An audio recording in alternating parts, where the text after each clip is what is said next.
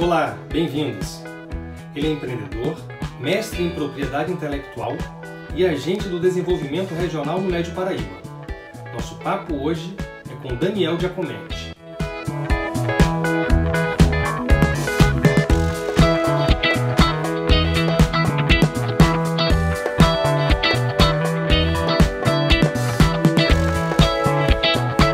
Daniel Giacometti Amaral é um empreendedor com experiência no desenvolvimento de negócios e ênfase nas áreas de propriedade intelectual, inovação e inteligência tecnológica e de mercado. É sócio fundador da Embedo Computação Aplicada e membro da Agência de Desenvolvimento Regional do Vale Médio Paraíba. Tem experiência na análise de tecnologias emergentes e políticas públicas para ciência, tecnologia e inovação. Ocupou cargos executivos e atuou como consultor independente para empresas privadas como Braskem, além de outros organismos como Unesco, Ministério da Ciência, Tecnologia e Inovação e o Consulado Geral dos Países Baixos no Brasil. É mestre em Propriedade Intelectual e Inovação pelo INPI e graduado em Relações Internacionais pela PUC-Rio, com ênfase em Comércio e Negócios Internacionais. Daniel, primeiramente, agradeço a sua disponibilidade em participar desse bate-papo, trazendo aos nossos alunos, né, sua experiência com a prospecção tecnológica. E eu gostaria que você, para começar, nos contasse um pouco sobre você. Quem é Daniel Giacometti? Obrigado pelo convite, Gustavo, um prazer. Acho que sempre valorizo muito essas oportunidades de poder compartilhar um pouco, né, do trabalho que eu fiz nesses últimos anos, porque eu acho que poucas pessoas no Brasil ainda trabalham com prospecção tecnológica, um tema um pouco difundido. Então, poder compartilhar essas experiências e experiências de casos práticos é sempre interessante, né? Você já fez uma introdução rápida, né? E uma coisa que as pessoas sempre perguntam, né? Como de relações internacionais você foi chegar numa área técnica, né, envolvendo tecnologia, como prospecção tecnológica, propriedade intelectual? Eu sempre gostei muito de tecnologia, sempre me interessei bastante por esse tema, né? E desde o segundo período de faculdade já comecei a trabalhar em ambiente de startup, então acompanhei o desenvolvimento de empresas, né? Naturalmente, por trabalhar em empresas que desenvolviam, né, projetos de cunho tecnológico bem forte, me aprofundei no tema. O mestrado ele veio como consequência dessa experiência já na parte de tecnologias. Então, no mestrado de propriedade intelectual e inovação, eu consegui juntar um pouco esses mundos, né? Ou seja, a parte jurídica da propriedade intelectual com a parte econômica e também a inovação. E tudo isso aplicado, porque ao mesmo tempo que eu fazia mestrado, eu vinha trabalhando, desenvolvendo negócios, né? Então, essa experiência que eu tive de poder trabalhar com instituições, né, públicas, como o Unesco, a MCTI, realizando estudos de mapeamento tecnológico, prospecção, foi interessante porque ela não ficou limitada a esse âmbito público, né? Mas também pude trabalhar com empresas, e é um pouco dessa experiência que eu gostaria de compartilhar com vocês hoje, né? Bom, para a gente começar, então, assim, na verdade, o assunto de hoje ele envolve alguns temas, né? Ele parte da propriedade intelectual, ele parte da prospecção tecnológica, ele parte de patentes, ele parte de inovação. Então, são vários temas que juntos constituem de fato, que a gente vai falar aqui hoje, né? Eu sempre gosto de começar esse tipo de discussão, né? Colocando uma pergunta que é uma brincadeira, mas ela é bastante interessante, né? O que chuveiros e cafés têm a ver com patentes? Porque são itens muito corriqueiros, né, do dia a dia. Itens que a gente está acostumado a olhar para eles e não dar tanta importância, porque eles já fazem parte do nosso cotidiano, né? Principalmente o chuveiro elétrico, que para nós é um item, qualquer casa. Hoje, muito mais comum eu sou naturalmente uma cidade interior, aqui a gente demorou para ter gás encanado, mas chuveiro elétrico a gente encontra no Brasil inteiro, para nós é muito natural, né? Mas o chuveiro elétrico ele é uma criação brasileira, né? Poucas pessoas sabem disso, né? Mas ele veio de uma necessidade. Aqui a gente tinha pouca rede, né, de gás instalado, então o aquecimento térmico da água por meio de gás e outros meios não era disponível. Então, um inventor brasileiro, né, foi lá e conseguiu conceber essa forma de tomar banho, utilizando uma resistência, e a água passando ali pela resistência, se aquecendo, então é uma solução para tomar um banho quente, né? É uma criação brasileira, né? E ela evoluiu muito nesses últimos anos. E ela envolve muita tecnologia, né? O chuveiro ele começou com um item ali de necessidade, hoje a gente vê as empresas brasileiras investindo muito em tecnologia, então elas não estão mais limitadas só ao mercado brasileiro, hoje a gente já tem as empresas brasileiras exportando para países africanos, exportando para outros países latino-americanos, então é um mercado que vem crescendo bastante, a gente olha pouco para isso, né? Mas o chuveiro tem bastante tecnologia, hoje a gente já vê ducha eletrônica, blindada, elétrica, então muita coisa mudou, né? Então tem muita tecnologia envolvida nisso, por mais que pareça um item banal. E uma coisa que eu sempre coloco, né, é a questão, será que esse produto ele tem potencial global? Né, pensando como um produto brasileiro hoje está crescendo, eu sempre trago essa discussão também um pouco por essa base em relações internacionais, né? Será que o chuveiro é um produto global? E as pessoas costumam dizer que sim. Elas, claro, é um produto global, porque eu consigo aquecer a água de forma eficiente, hoje a gente tem já um consumo reduzido com chuveiros, então faz muito sentido, né? A gente deveria ter isso em outros países, porque é melhor do que você ter que ter um encanamento de gás e tudo mais. Só que, assim, as pessoas esquecem que essa questão de você misturar água com eletricidade, culturalmente, em outros países, não é tão bem vista assim, né? As pessoas costumam ter medo. Então, se vocês forem procurar em YouTube reviews sobre chuveiros elétricos, muitas vezes ele é chamado de suicide shower, né? Ou seja, chuveiro suicida. Por quê? A gente está basicamente misturando eletricidade com água, que é uma mistura perigosa. E as pessoas que não estão acostumadas a ver isso no dia a dia, de forma corriqueira, têm uma visão um tanto quanto reticente quanto a esse tipo de produto, né? Mas, independente disso, e isso, assim, em vários países, né? Aqui a gente vê na Austrália, americanos, australianos, europeus, de modo geral, outras culturas tendem a ver essa questão da água com eletricidade não tão bem assim. Então, não é um produto, talvez, e é uma questão de cultura, né? Como mudar um pouco isso, né? A tecnologia, ela cumpre um papel fundamental. Porque a partir do momento que você começa a desenvolver tecnologia, né, depósitos de patentes, e você trabalha em cima da tecnologia, como eu mostrei aqui anteriormente, você começa a mostrar para as pessoas que isso é seguro, que pode ser utilizado e não é tão perigoso assim, né? E no caso do café, é a mesma coisa, né? O café é um item corriqueiro, a gente bebe todo dia, e todo mundo está acostumado a ver ali aquela máquina Nespresso, né?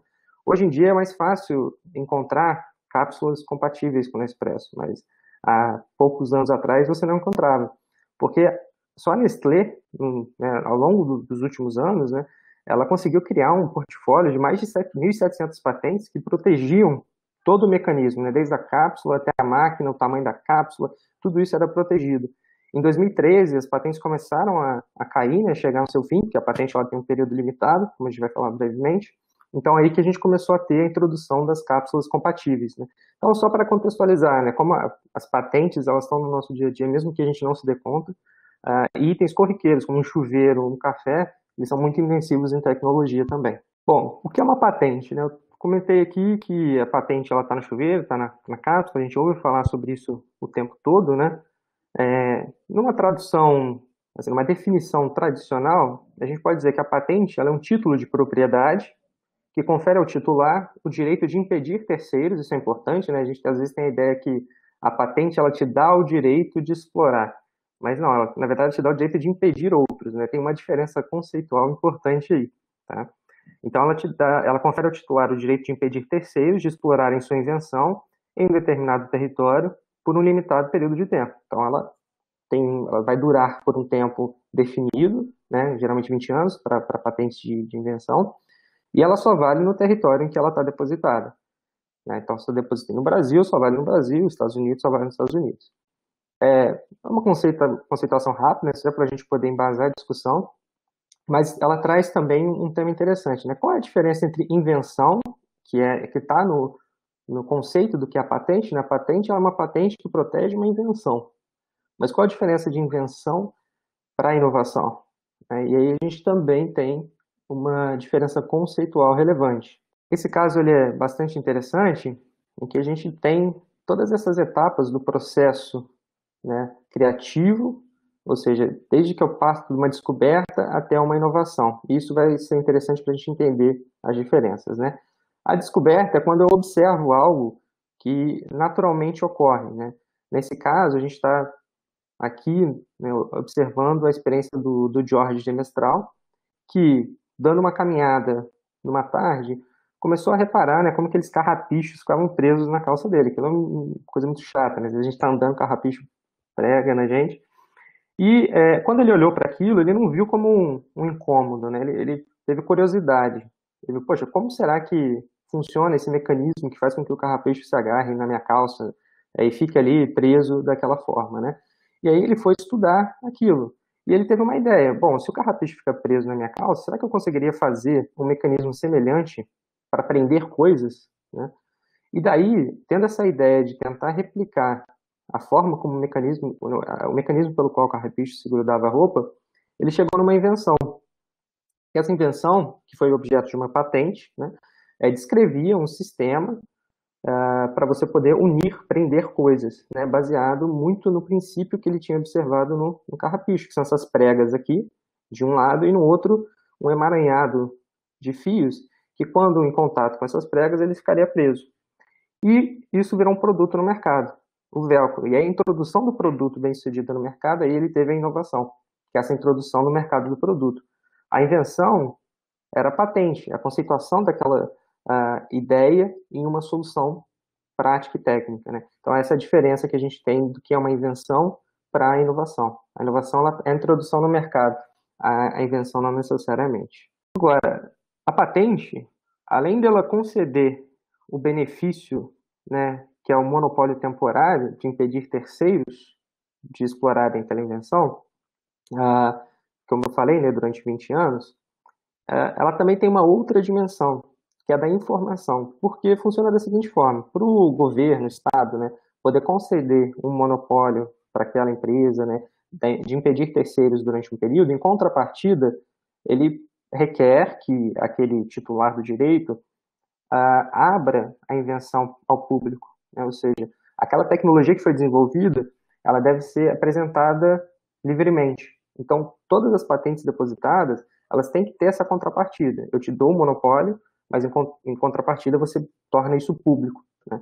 Então, ela tem um conteúdo de informação gigantesco. Alguns estudos estimam que quase 70% da informação técnica disponível no mundo, ela está só em patentes, né? São alguns estudos da OMP realizados há algum tempo atrás. Porque para você poder ter uma patente concedida, você tem toda a contextualização técnica, o embasamento. Então, ela tem um conteúdo de informação muito denso, tá? E essas informações se tornam públicas quando a patente é publicada, geralmente 18 meses após o primeiro depósito. Então, 18 meses após o depósito, a informação está pública. Mesmo que outras não possam utilizar exatamente o que está protegido ali por aquela patente, aquela informação já se tornou um bem público, né? Quer comentar alguma coisa, Gustavo? Quero sim. Obrigado. Exato. Entre carrapicho, café, chuveiro elétrico, você chega a uma pergunta que eu acho que é uma pergunta capital para a nossa disciplina, né? Uma disciplina de prospecção tecnológica. Então, como usar essa informação tecnológica, né? Perfeito, é isso mesmo. E como eu vinha falando, e acho que essa pergunta é como usar essa informação. Por que como usar? Porque ela é uma informação pública, né? Só que, em grande medida, o público em geral não tem esse entendimento. Às vezes a gente não sabe que essa informação está lá. Então a mídia costuma colocar coisas, né, como exemplo dessa reportagem, né? Segredo mundial: perua da nova BMW vaza no Brasil. Assim, ela vaza. Na verdade, ela não vazou, né? A BMW depositou um desenho industrial, né, daquele modelo de veículo, e ele foi publicado, porque isso faz parte do procedimento legal. Então, para ficar interessante, não vaza, né? Daquele tom dramático para a notícia, né? E a gente tem vários exemplos disso, né? O registro de patente foi encontrado no sistema, foi encontrado como se ele tivesse ali perdido, né? Foi um descuido de alguém. Não, essa informação está lá, ela é pública, é para ser utilizada mesmo, faz parte do processo, tá? E aí, essa é a grande questão que o Gustavo comentou. Se essa informação está lá e está para ser utilizada, como utilizar da melhor forma possível? E é muito interessante quando a gente começa a olhar para as patentes como fonte de informação, e não só como um título, né, que concede ao titular um direito, né? Porque a gente consegue ver coisas interessantíssimas, e é um pouco disso que eu quero trazer hoje para a discussão, né? Ou seja, falar um pouco de prospecção e como as patentes podem ser uma fonte de informação tecnológica interessante, tá? Uma primeira questão é que hoje, né, as coisas estão mudando muito rápido e todo tomador de decisão, né, seja no âmbito privado, no âmbito público, ele tem que estar atento a essas mudanças. É um cenário competitivo que muda o tempo todo, para como ele conseguiria se antecipar a mudanças, porque aquele que não se prepara e não se antecipa, ele vai ficar para trás, ele está fadado a ficar para trás. As coisas estão mudando muito rápido, então você tem que estar sempre avaliando como as coisas estão mudando e como você se posiciona nesse cenário. A informação de patente ela é um instrumento fundamental para poder fazer essa antecipação. Por quê? Ela te oferece uma perspectiva global, tá? Porque as patentes, hoje você tem acesso a bases de patentes do mundo inteiro, embora a patente seja nacional, você tem acesso às patentes publicadas, né, por todos os países em um único canal. Então você tem uma perspectiva global quando olha pela lente das patentes, você tem uma informação estruturada, porque toda patente tem campos padronizados, que ela pode estar em chinês, ou em inglês, ou em português, eu sei exatamente a informação contida naquele campo. Eu posso não entender, mas eu sei que informação é aquela. Se é um nome de um inventor, se é o nome de um depositante. Hoje a gente tem acesso a bases de dados com recursos de busca muito avançados, então você consegue fazer buscas complexas, você consegue tratar e analisar essa informação, e essa informação também ela está classificada por uma categorização já padronizada de tecnologias, que por uma codificação eu sei exatamente que aquela patente trata de, sei lá, sistemas para desinfecção do ar, porque existe uma classificação de tecnologia que foi atribuída àquela patente para isso. Então, todos esses pilares aqui tornam a informação de patentes um caminho muito interessante para poder lidar nesse mundo de mudanças complexas e como antecipar essas mudanças. Hoje, a prospecção tecnológica ela é mais importante do que nunca por oferecer esse suporte no processo de tomada de decisão. Como eu falei, eu preciso estar ciente do que outros atores estão se envolvendo, sejam competidores, sejam parceiros. Eu preciso saber como a tecnologia está evoluindo, o que está surgindo de novo, o que é um risco, o que é uma oportunidade, e preciso fazer isso o tempo todo. E as patentes e a prospecção tecnológica como uma metodologia de fato aplicada no dia a dia, ela pode oferecer esse caminho. Existem outras fontes de informação que também são relevantes, né?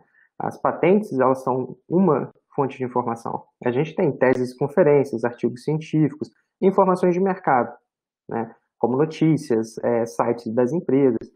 E existe uma sequência, né, nesse sentido de quanto mais próximo ao mercado, a gente tem, por exemplo, as patentes, porque uma patente depositada é um produto, uma tecnologia que tende a estar mais próxima do lançamento. Enquanto artigos científicos e teses são, no geral, tecnologias que estão mais longe de serem plenamente empregadas no mercado. Então, a patente ela te fornece essa lente para o curto e médio prazo. As patentes e os artigos e as teses, elas costumam oferecer uma visão de mais longo prazo. E é importante estar ciente de todas essas fontes, né? Hoje a gente está falando especificamente das patentes. E a patente ela é interessante porque ela também te oferece uma janela para o futuro. Tá? Eu vou colocar isso, né? E aí pode parecer um pouco contraditório. Você acabou de falar que quanto mais a patente ela estaria mais próxima do produto lançado. Sim, de fato, para a maior parte das coisas. Mas, no geral, as patentes também são uma forma das empresas apostarem no futuro. Isso é muito interessante quando a gente começa a olhar aquelas patentes futuristas, que são as patentes que tendem a antecipar as tecnologias que ainda hoje não existem, né? E aqui eu trouxe alguns exemplos para vocês para mostrar como que a gente também pode ter essa visão por meio das patentes. Essa aqui é uma patente da Airbus, de 2019, fresquinha. É uma patente interessante porque hoje, né, a pandemia freou um pouco isso, né, mas a gente tinha um crescimento muito grande de viagens de transporte aéreo. E consome-se muito combustível na decolagem, né, porque tem que tirar toda aquela massa do chão e colocar ele para voar.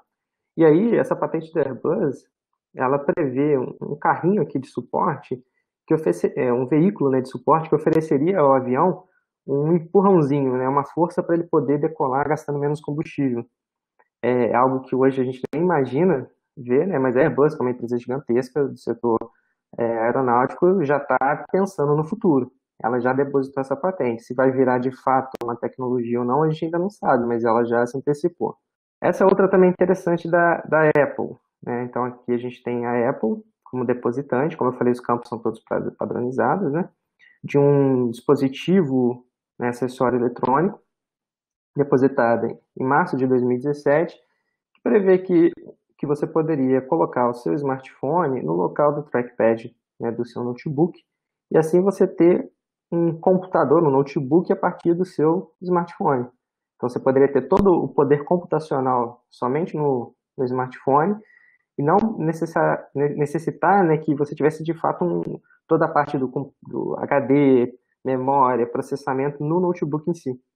É algo que também hoje a gente ainda não vê e está para frente na visão de futuro da Apple, né? Esse aqui eu achei sensacional quando eu estava buscando alguns casos de patentes, né? Também é uma patente da Apple, de 2019, e que, assim, por mais que ele esteja aqui descrevendo, né, sensores, é um sistema daquele de realidade virtual, né? Realidade virtual que você colocaria aquele headset e teria sons e imagens ali. E eles fizeram um desenho de boneco de palito para mostrar um dispositivo tecnológico como é, né? E a patente tem um pouco disso, né? Por mais que o foco aqui esteja no dispositivo, eu achei curioso a Apple ter se utilizado da ferramenta boneco de palito para poder demonstrar um humano, sendo que ela poderia colocar ali um designer para fazer uma pessoa, né? Mas tudo bem, a gente entende, às vezes é contenção de gastos, pode ser. O boneco palito, ele cumpre o papel para mostrar que é um humano. Essa outra patente aqui é uma patente da Amazon. A Amazon, né, hoje é uma gigante do varejo, cresce muito, né? E a Amazon tem um grande problema que é como estocar a grande quantidade de produtos que ela tem. Ela precisa ter armazéns gigantescos em que uma empilhadeira, um robô que vai buscar um determinado produto, às vezes ele tem que andar quilômetros, porque os armazéns são muito grandes. E ainda mais agora, durante a pandemia, eles cresceram muito, né? E eles estão pensando em formas de otimizar esse processo, né? Então aqui, o que eles estão prevendo é um armazém em que você teria drones, né, que entrariam por essas portinhas aqui para poder pegar os produtos e levar para entrega. Que a gente tem um caminhão, né, entrando e chegando, uma pessoa aqui, e drones, então, nessa torre futurista, que seria uma solução para o problema de armazenamento deles. E não para por aí, né? Eles foram além. Esse aqui também foi algo que jamais poderia pensar, né? Mas alguém lá dentro da Amazon também, né, em 2017, pensou num sistema em que eu criaria uma piscina, sei lá, um tanque, e colocaria, né, os produtos em caixas dentro desse tanque. Se eu precisasse, alguém comprou determinado produto, eu acionaria um sensor que faria com que esse pacote que está dentro desse tanque ele subisse a superfície para que alguém pudesse pegar lá e fazer a entrega. Eu achei muito curioso essa solução, né, totalmente maluca, né? E aí eu vi que só tinha um inventor nessa patente, ou seja, alguém sozinho pensou num sistema desse. Essa patente, inclusive, já foi concedida, tá? A gente sabe que ela foi concedida porque tem o B1 aqui, B1 é um código padronizado, quer dizer que ela foi concedida. Então, alguém lá dentro da Amazon teve essa ideia maluca, e eu vi que foi só esse Jeremiah aqui, um cara sozinho. Eu falei, poxa, esse cara é bom. Será que ele tem mais patentes depositadas? E a gente entra um pouco aqui também na questão na prática. Hoje a gente tem acesso a ferramentas como o Google Patents, que te dá acesso já a muita informação rápida, aberta, gratuita. A gente tem outras bases também, né? A base do Escritório Europeu de Patentes, que é muito boa, o SpaceNet, tem a própria base do NPI, que a gente pode buscar, mas o Google ele tem compilado um número de informações bastante relevante. Então eu fui lá no Google Patents e procurei pelo nome daquele cara que era o inventor dessa tecnologia maluca aqui de armazenamento em tanques. E encontrei 28 resultados. Então, esse Jeremiah realmente é bom. Ele tem 28 patentes depositadas. E aí comecei a dar uma olhada em algumas, né? E encontrei uma aqui também interessantíssima, que é um robô que joga coisas, né? Arremessa coisas. Normalmente a gente pensa no robô naquele movimento controlado, né? Arremessar qualquer coisa não parece nada muito do ponto de vista metrológico, muito certo, né? Mas é um sistema para um robô que arremessaria itens de forma precisa. Eu espero que não seja um eletrônico aí que alguém está comprando, mas de 2018, a patente de um robô que arremessa coisas. Né? Nesse caso aqui, ele tem mais pessoas com ele, né? Ele não é sozinho, então foi uma ideia maluca, mas compartilhada. Não foi sozinho. Queria mostrar alguns casos da prospecção na prática. Ou seja, no dia a dia, como que isso pode ser utilizado? né, além do ponto de vista da curiosidade, de você poder ver, né, esse futuro, como eu coloquei, ela serve também para a gente poder tomar decisões no curto e médio prazo. E aí eu vou trazer 3 casos, né? O primeiro caso é a aplicação da prospecção no desenvolvimento de uma nova tecnologia. E nesse caso, a própria Embedo, né, que é a empresa que eu sou um dos sócios fundadores, é a forma como nós utilizamos a informação para auxiliar a nossa tomada de decisão. Há um ano atrás, a gente começou a desenvolver um projeto de uma suspensão semi-ativa. Era uma suspensão que utilizava um fluido, e aí, quando eu passava num buraco, por exemplo, eu identificava o quanto de efeito eu tinha do solo com o meu pneu, e aí eu mudava a forma como a suspensão funcionava. No final, a ideia é a seguinte: o carro ia passar num buraco e a gente nem ia sentir, porque o próprio sistema de suspensão compensaria a força do deslocamento do pneu. É um pouco isso, né? Mas o interessante não é o funcionamento prático, a questão é, ok, agora que a gente tem a demanda para desenvolver essa tecnologia, o que a gente faz, né? O primeiro passo foi ver o que outros já estavam fazendo. Então a gente estava querendo desenvolver um tipo de suspensão, e aí eu fui procurar quais os outros, como estava esse tipo de suspensão que eu queria desenvolver, que era uma suspensão ativa em relação a outros tipos de suspensão. Então aqui a gente pode ver que as suspensões passivas são a maioria, a suspensão que a gente vê no dia a dia, né, de carros em geral, suspensão a ar, normalmente em caminhões utilizam esse tipo, né, e as suspensões ativas, que ainda não são tão relevantes do ponto de vista tecnológico, mas representava a solução que a gente queria buscar. Então a gente começou a analisar quais eram os tipos de suspensão, quem trabalhava com cada tipo de suspensão. Então aqui eu tenho as empresas, né, por exemplo, a Hyundai é uma que tem trabalhado bastante com suspensões ativas, a Toyota também. Então eu já sei que Toyota, Hyundai são as principais. Ah, legal, já poderia olhar e buscar especificamente que essas duas estão trabalhando. Suspensão a ar, a Continental.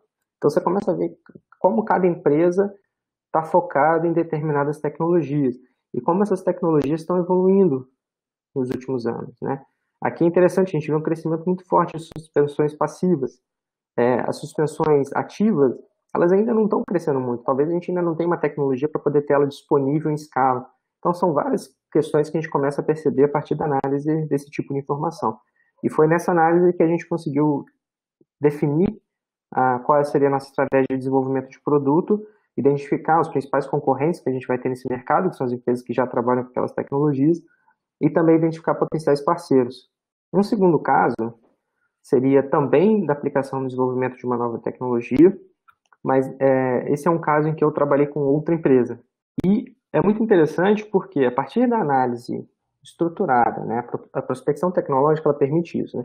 A partir da análise estruturada das informações de depósito de patente, eu consigo traçar um panorama para determinada tecnologia, um panorama global.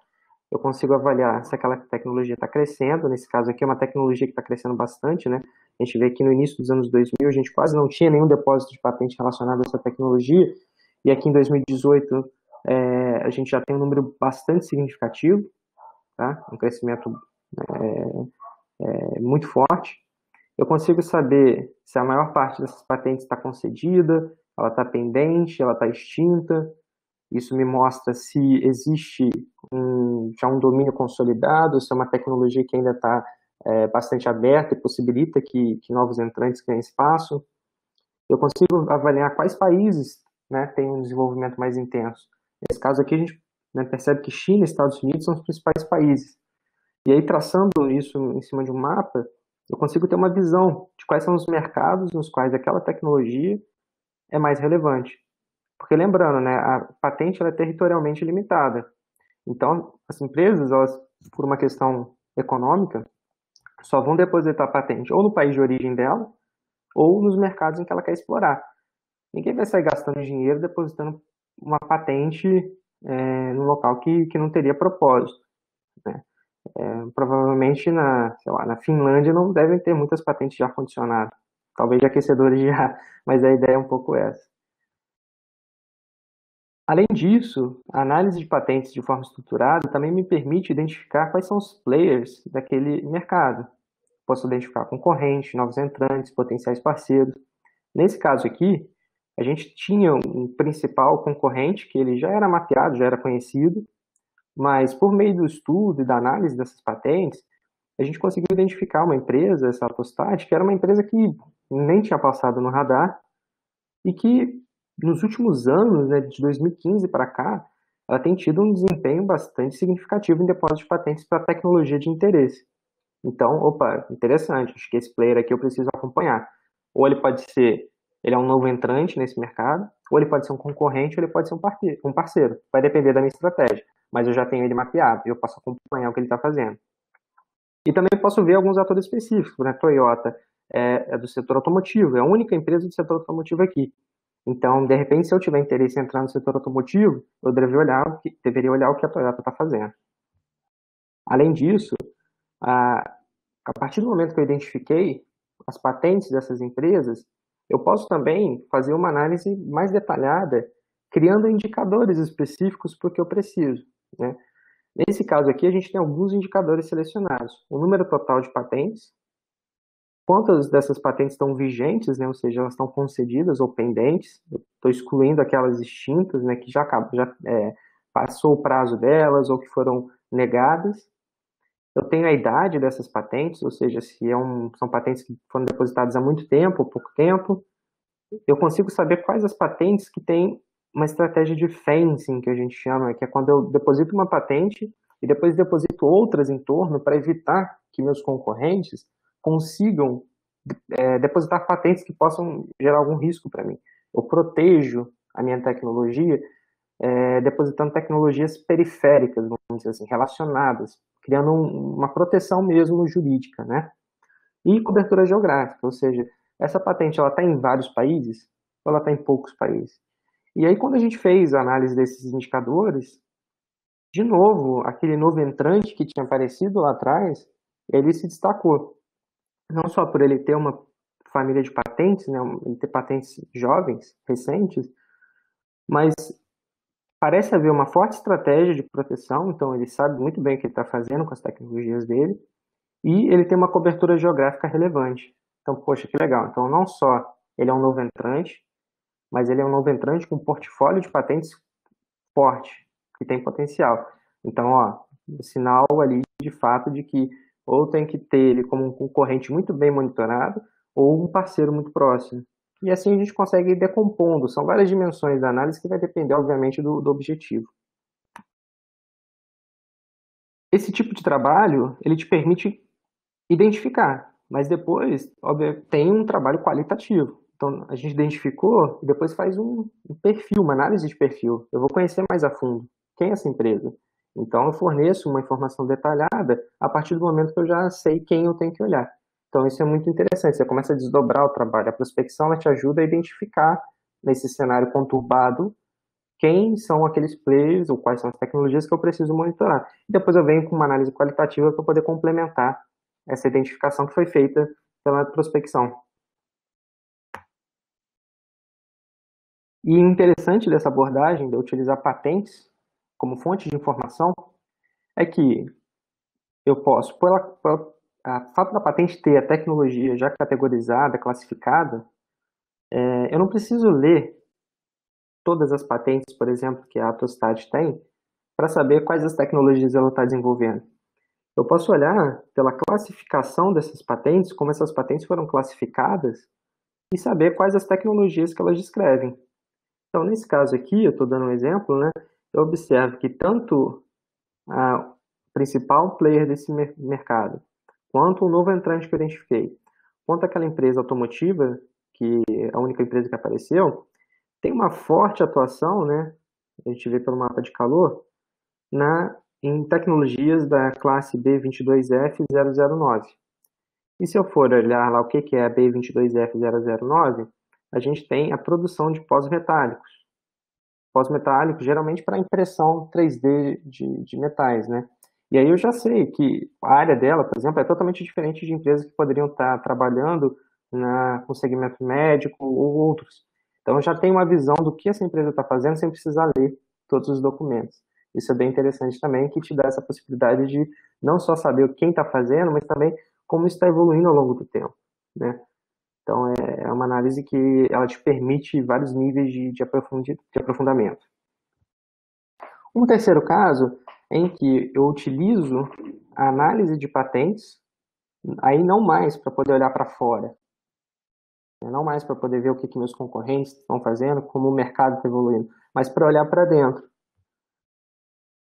Aqui eu coloquei um exemplo de um tipo de levantamento que eu posso fazer, porque às vezes as empresas se tornam muito grandes e elas perdem um pouco da noção do que de fato está sendo produzido internamente, né? Então, essa empresa aqui, ela tinha 1.574 patentes depositadas desde 98, 934 vigentes, ou seja, concedidas, Open 10, e 178 no Brasil.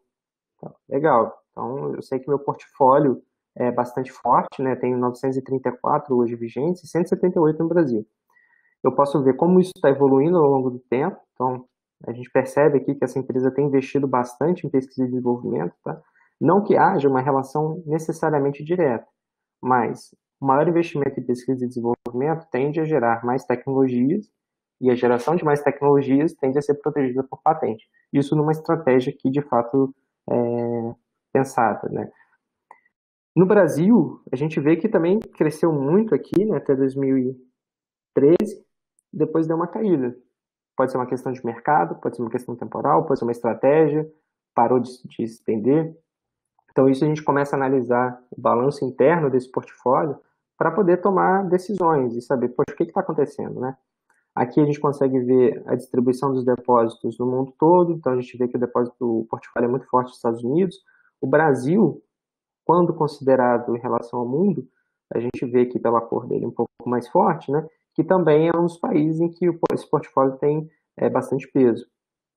Eu consigo saber, por uma análise semântica, quais são os termos mais frequentes nessas patentes. Então, nessas 1.574, quais termos aparecem mais? Então, a gente tem aqui, né, trator para agricultura, parte de chassi. Então, a gente consegue saber, já em um nível mais superficial, quais são as tecnologias que estão sendo desenvolvidas. E mais do que isso, eu consigo saber também com quem eu hoje trabalho. Ou seja, quais são as empresas que têm patentes depositadas em parceria, em cooperação, porque uma mesma patente pode ter mais de um titular. Se eu desenvolvo uma patente com uma universidade, por exemplo, com a UF, a minha empresa ela pode ser cotitular da UF no depósito de patente. Exemplo. Então, existem alguns casos dessa natureza. E aí eu consigo traçar essa rede para saber com quem eu já possuo patentes depositadas em cotitularidade e posso buscar, de repente, aprimorar essa relação ou entender um pouco mais esse tipo de comunicação, né? Uma outra dimensão bastante interessante quando olha-se para dentro, né, é eu poder mapear os meus inventores. Então, imagina, eu sou uma empresa muito grande. Eu pego as minhas patentes, só tenho 100 patentes no meu portfólio, e eu analiso quais são os inventores dessas patentes, para saber quem são hoje os meus colaboradores que têm um desenvolvimento de tecnologia mais forte. E eu consigo ver também com quem que esses inventores estão trabalhando. Será que as áreas estão se falando dentro da minha empresa? Eu consigo ver isso pelas patentes. Porque se eu tiver um inventor de um departamento de engenharia, um inventor de um departamento de pesquisa e desenvolvimento, sei lá, porque às vezes engenharia é mais a parte de solução de problemas, né? Aquela acompanhamento com o cliente. Eu tenho interações entre departamentos totalmente diferentes. Ou não, eu tenho clusters específicos, né? Será que a minha empresa não se fala? Os inventores de áreas diferentes não se falam. Então, isso é legal. Você começa a mapear isso internamente, ver como estão essas redes, ou para você poder identificar que necessita criar maior interação entre as áreas, promover essa maior interação, ou então identificar competências, né, e forças que hoje já existem para você poder tornar elas ainda, né, um diferencial competitivo ainda mais relevante.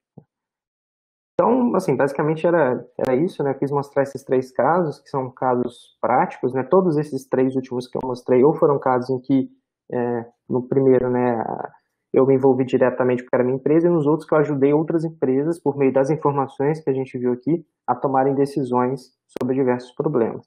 Então, a prospecção tecnológica, embora ela possa parecer muito complicada, hoje a gente tem ferramentas como o Google Patents que já permite fazer análises rápidas com um nível de informação muito interessante, né?